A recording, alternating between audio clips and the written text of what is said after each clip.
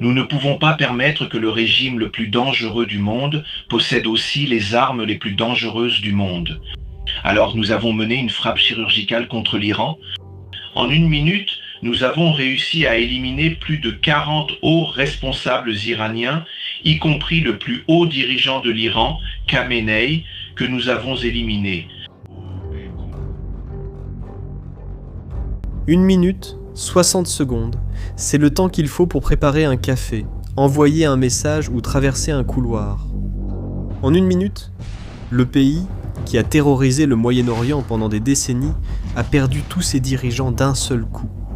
Je pense que cela sera encore raconté. Des livres seront écrits au fil de l'histoire sur ce que nous avons réussi à accomplir, sur le nombre de dirigeants que nous avons éliminés en 1 minute.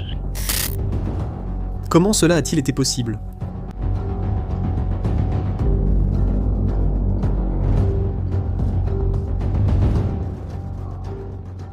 Imaginez un voisin qui, pendant 40 ans, souhaite la mort de toute votre famille.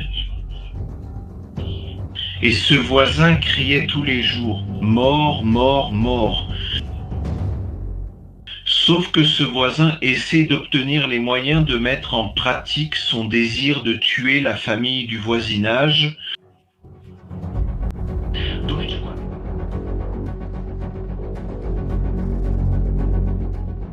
Vous allez comprendre cette réponse dans les prochaines minutes.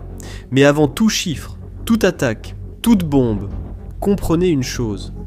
Cette histoire ne parle pas de missiles, elle parle de ce qui se passe quand vous pensez être protégé et que vous ne l'êtes pas. Comme vous l'avez probablement vu dans les journaux, le 28 février 2026, les États-Unis et Israël ont lancé ensemble la plus grande opération militaire coordonnée dans la région depuis des décennies. Les Américains l'ont appelée Opération Epic Fury. Les Israéliens l'ont appelée Opération Roaring Lion. L'objectif était simple à énoncer, mais difficile à réaliser. Éliminer une fois pour toutes la menace iranienne. Mais il y a quelque chose dans cette opération qui va bien au-delà des 3000 cibles touchées, au-delà des navires coulés, au-delà des usines détruites. Ce qui rend cette opération différente de tout ce qui a précédé, c'est ce qu'Israël savait sur l'Iran, et ce que l'Iran ne savait pas qu'Israël savait. Pour comprendre ce qui s'est passé dans ce bunker, vous devez d'abord comprendre comment l'Iran essayait de se protéger. Voyez-vous, les dirigeants iraniens avaient une peur réelle et justifiée d'Israël. Au fil des années, Israël avait démontré une capacité effrayante à traquer et éliminer des cibles à l'intérieur même du territoire iranien. Des scientifiques nucléaires tués chez eux, des équipements détruits à l'intérieur d'installations dont l'Iran pensait que personne ne connaissait l'emplacement. Une série d'actions qui laissaient un message clair. Il n'existe aucun endroit totalement sûr. À cause de cela, les dirigeants iraniens ont pris une décision qui semblait intelligente. Ils ont presque complètement cessé de communiquer par des moyens numériques. Pas d'email, pas d'application de messagerie, pas d'appel sur téléphone portable. Ils savaient que les hackers israéliens étaient trop sophistiqués. Tout signal numérique était une fenêtre ouverte pour l'ennemi. Alors, ils sont revenus à l'essentiel. Ils ont commencé à organiser des réunions en face à face, sans laisser de traces électroniques. Le problème, c'est que cette décision a créé une routine, et les routines peuvent être repérées. Chaque fois que les dirigeants iraniens devaient reprendre une décision importante, ils devaient être physiquement au même endroit, au même moment. Israël a appris à reconnaître ces moments, a appris à identifier quand une réunion avait lieu, et, lorsqu'il l'identifiait, il attaquait. C'était un piège invisible. L'Iran avait échangé un danger numérique contre un danger physique, sans s'en rendre compte. En fuyant la technologie, il avait créé une routine prévisible, et des routines prévisibles, pour un service de renseignement aussi sophistiqué que celui d'Israël, valent plus que n'importe quel message intercepté. Le résultat était toujours le même. Chaque fois que les dirigeants iraniens se réunissaient en personne, Israël était déjà en train d'attendre. Mais il y avait quelque chose d'encore plus grave que l'Iran ignorait. Sous le centre de Téhéran, Il y avait un bunker, mais ce n'était pas un bunker ordinaire. C'était la structure la plus protégée du régime, construite pendant des années, avec des investissements de millions de dollars, conçue pour résister à toute attaque aérienne, le projet de sécurité maximale de Khamenei. Le bunker se trouvait directement sous le complexe où l'ayatollah travaillait.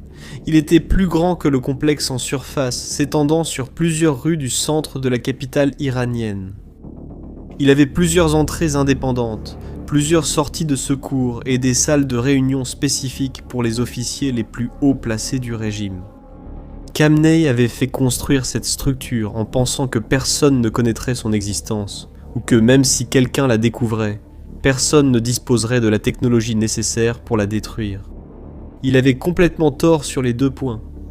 Israël ne savait pas seulement que le bunker existait. Israël savait exactement à quoi il ressemblait à l'intérieur. Après l'attaque, les forces israéliennes ont publié une image en 3D de l'intérieur du bunker. Tout y était. La structure complète, la profondeur exacte de chaque niveau, la largeur de chaque couloir, l'emplacement précis de chaque salle de réunion. Puis, dans un détail qui a stupéfié les analystes du monde entier, les affiches accrochées au mur intérieur sont apparues. Pensez à ce que cela signifie. Pour savoir quelles affiches étaient accrochées à l'intérieur d'un bunker souterrain ultra secret, il fallait que quelqu'un y soit allé, ou ait accès à quelqu'un qui y était allé. Ce ne sont pas des informations recueillies par ordinateur, ni par drone, ni par satellite. C'est un informateur au cœur du régime ennemi, si proche du pouvoir qu'il connaissait la décoration des murs. Le plus grand secret de l'Iran avait été complètement dévoilé, mais l'Iran ne le savait pas. Et c'est précisément ici que l'histoire devient encore plus impressionnante. Suivez mon raisonnement. Si Israël connaissait chaque détail de ce bunker, pourquoi ne l'a-t-il pas simplement détruit dès le début? Pourquoi attendre? Parce qu'Israël utilisait cette connaissance pour quelque chose de bien plus grand que de détruire une simple structure en béton. Il l'utilisait pour éliminer tous ceux qui entraient à l'intérieur. Si Israël connaissait chaque détail de ce bunker, pourquoi Khamenei n'y était-il pas lorsque les premiers missiles sont arrivés? La réponse tient à une opération de tromperie qui marquera l'histoire militaire. Dans les 24 heures précédant le début de l'opération, Israël et les États-Unis ont exécuté un plan de tromperie soigneusement préparé. L'objectif était de faire croire à l'Iran qu'aucune attaque n'était imminente, que cette nuit-là serait comme toutes les autres. Les services de renseignement iraniens avaient des moyens de surveiller le comportement des militaires israéliens. Ils observaient des habitudes. Ils savaient qu'avant une grande opération, les commandants restaient au Kiryat, le siège de l'armée israélienne. C'est un peu comme le Pentagone américain. Quand les généraux étaient là-bas, c'était un signal d'alerte. C'était un schéma que les Iraniens connaissaient bien, alors Israël a retourné ce signal contre eux. Un vendredi soir, les principaux généraux des forces de défense israéliennes sont rentrés chez eux pour le dîner du Shabbat avec leurs familles. Loin du commandement, loin de tout signe qu'il allait se passer quelque chose, les services de renseignement iraniens ont observé et en ont tiré la conclusion évidente. Des généraux chez eux, pour le dîner du vendredi soir, ne sont pas sur le point de lancer une opération. L'Iran a baissé la garde. Au même moment, Donald Trump a fait des déclarations publiques dans les heures précédentes, toutes calculées pour renforcer ce faux sentiment de sécurité. Chaque mot a été choisi pour alimenter l'illusion que rien ne se passait. Nous devons aller travailler. Nous devons aller travailler.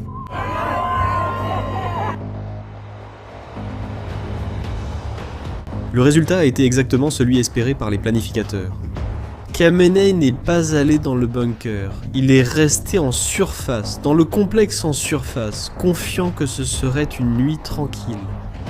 Lorsque les premiers avions israéliens sont arrivés au-dessus de Téhéran, il était exposé. Il a été éliminé lors de l'attaque initiale. La mort de Khamenei a eu un effet immédiat et fatal sur les dirigeants qui ont survécu à la première attaque. Ils sont allés dans le bunker. La logique était compréhensible. Khamenei était mort car il n'était pas descendu s'abriter sous terre. La conclusion semblait évidente. Le bunker était l'endroit sûr, c'est là qu'il devait courir. Imagine la scène. Le dirigeant le plus puissant d'Iran vient d'être tué. Personne ne sait quoi faire. Les communications s'effondrent. Les missiles arrivent. Et les hommes les plus puissants du régime courent vers le seul endroit où ils pensent être en sécurité. Ce bunker qui a coûté des années et des millions à construire. L'endroit que Khamenei n'a jamais eu besoin d'utiliser. L'endroit qui semblait maintenant être la seule issue.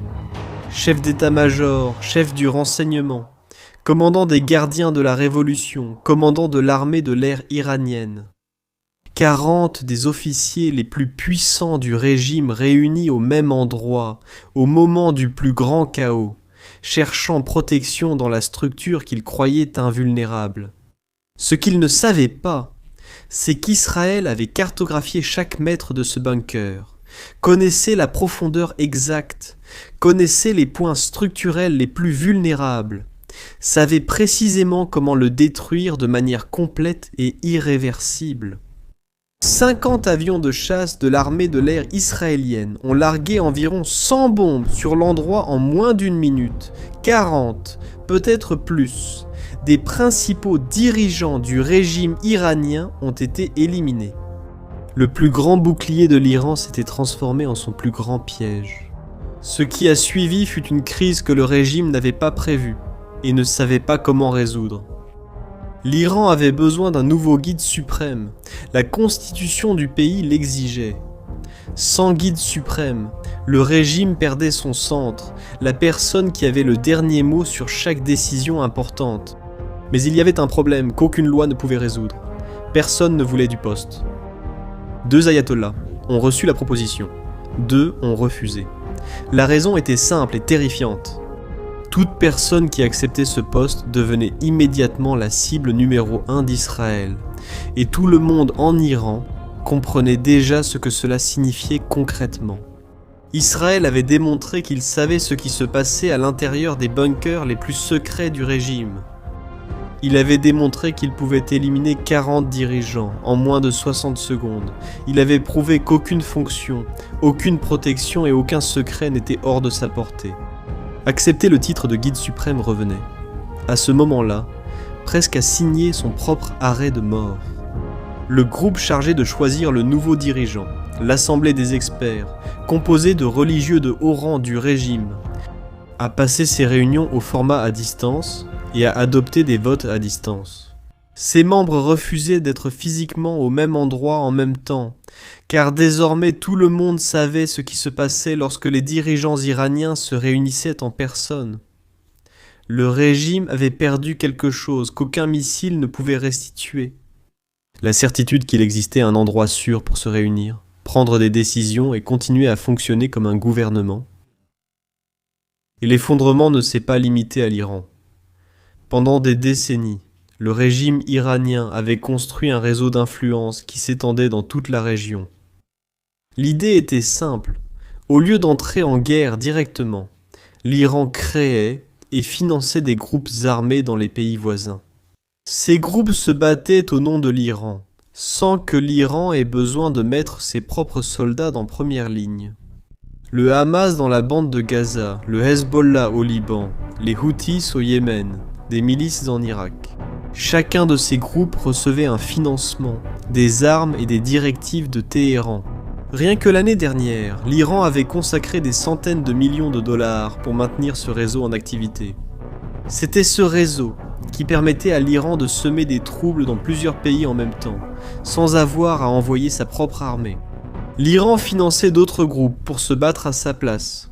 Avec la direction iranienne éliminée, les usines de missiles détruites et l'argent du régime compromis, ce réseau a commencé à en ressentir les effets immédiatement. Les groupes dépendèrent de l'Iran pour fonctionner. Sans missiles venant de Téhéran, les stocks d'armes cessèrent de croître. Sans argent, les opérations étaient paralysées. Sans la direction centrale pour donner des ordres et coordonner, les groupes se retrouvaient isolés, chacun ne pensant qu'à lui-même, au lieu d'agir comme une équipe. La destruction de l'Iran n'a pas été seulement la destruction d'un pays, c'était le démantèlement d'un réseau entier de pouvoir qui avait mis des décennies à être construit. Vous savez ce qui est le plus curieux? Il y a une ironie au cœur de toute cette histoire. Tu vois, L'Iran a investi des fortunes et des années à construire le bunker le plus protégé du régime, justement pour survivre à un moment comme celui-ci. Ils croyaient que cette structure était indestructible, qu'elle garantissait la survie du régime, même sous attaque. Et, au moment de la plus grande crise, lorsque 40 des dirigeants les plus importants se sont précipités dans ce bunker pour chercher protection, c'est précisément là qu'ils ont trouvé leur fin. Le plus grand secret du régime était devenu le plus grand piège du régime. Israël n'a pas attaqué à l'aveuglette. Il n'a pas compté sur la chance. Pendant des années, il avait construit un réseau de renseignements si profond, si infiltré, qu'il savait ce qui se passait à l'intérieur des murs les plus protégés de l'ennemi. Il savait quelles affiches étaient accrochées au mur d'un bunker souterrain secret. Il connaissait chaque couloir, chaque salle, chaque point faible d'une structure que l'Iran pensait être invisible au reste du monde. Et, quand le moment est venu, il a utilisé tout cela avec une précision que le monde n'avait jamais vue auparavant. Mais peut-être que le plus impressionnant de tout n'est pas l'opération elle-même. C'est ce qu'elle révèle lorsque tu prends du recul et regardes l'ensemble du tableau. L'Iran a passé des décennies à essayer de détruire Israël, à dépenser des fortunes en missiles, en groupes armés, en bunkers, et au final, c'est exactement tout cela qui a accéléré sa propre destruction. Les missiles sont devenus des cibles, les groupes armés sont devenus dépendants, sans personne pour les financer, et le bunker est devenu un piège. Mais si l'on prend le temps d'analyser de plus près, la plus grande erreur de l'Iran n'a pas été de construire des bombes, mais de croire qu'il savait garder des secrets. Le pouvoir sans intelligence n'est pas du pouvoir, c'est une illusion qui attend d'être détruite. Et toi, qu'en penses-tu ? Tu crois qu'un régime qui perd 40 dirigeants en 1 minute a encore la capacité de se reconstruire ? Laisse ton avis dans les commentaires. Si cette vidéo t'a aidé à comprendre ce qui s'est réellement passé, partage-la avec quelqu'un qui veut aussi savoir et abonne-toi à la chaîne pour ne pas manquer les prochaines analyses. À la prochaine.